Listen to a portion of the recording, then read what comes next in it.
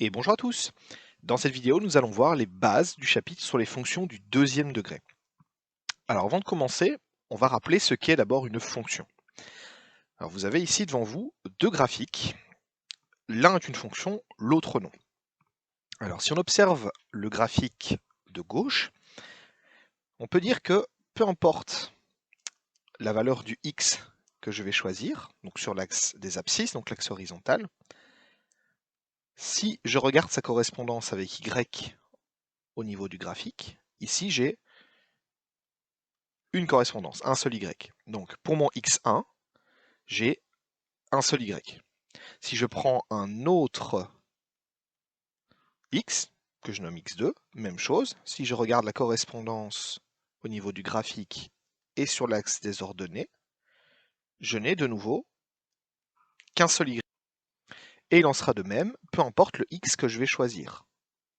Donc si je prends le x3 ici, de nouveau, je n'aurai qu'un seul y.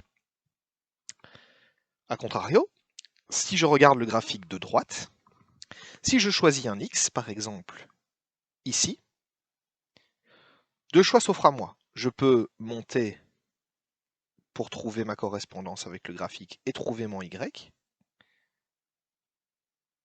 mais je peux également descendre pour trouver une autre correspondance avec le graphique. J'ai donc ici deux y pour un seul x. Eh bien, des deux graphiques, normalement vous le savez déjà, celui qui est une fonction, c'est celui-ci. La définition d'une fonction, donc c'est une relation entre deux ensembles, donc ici x et y, pour laquelle, à chaque valeur de x, donc chaque valeur de la première, va correspondre au maximum, donc au plus, une valeur de y. Donc on a bien ici une valeur de x pour une valeur de y, une valeur de x pour une valeur de y, une valeur de x pour aucune valeur de y. Donc c'est au maximum une valeur de y. Si je regarde le graphique de droite, eh bien on peut trouver un x qui va avoir une correspondance avec deux y différents, ce qui fera que ce graphique ne représentera pas une fonction. On va donc pouvoir commencer les fonctions du deuxième degré à proprement parler. Donc on commence par le petit rappel, donc la définition que je viens de donner. Donc une fonction est une relation entre deux ensembles de nombres, telle qu'à chaque valeur du premier, donc x pour nos fonctions x, y, correspond au plus une valeur du deuxième. Donc c'est 1 ou aucun, jamais plus. Alors, pour construire une fonction dont on connaît l'équation. Donc une fonction du second degré, son équation, elle est ici, ça va être y égale x carré, donc c'est un polynôme du deuxième degré. Donc pour pouvoir construire le graphique y égale x carré, nous allons dans un premier temps choisir des valeurs pour x, totalement aléatoires. Par exemple, si x égale 0. Une fois que j'ai choisi cette première valeur, je vais remplacer x dans mon équation y égale x carré. Je vais donc avoir y égale 0 au carré.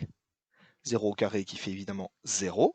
J'aurai donc le point 0 pour x, 0 pour y, le premier point de mon graphique.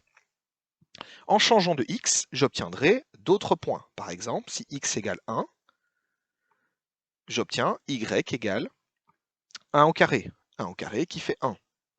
J'obtiens donc mon point x égale 1, y égale 1. Je continue comme ça en prenant plusieurs valeurs de x. Si x égale 2,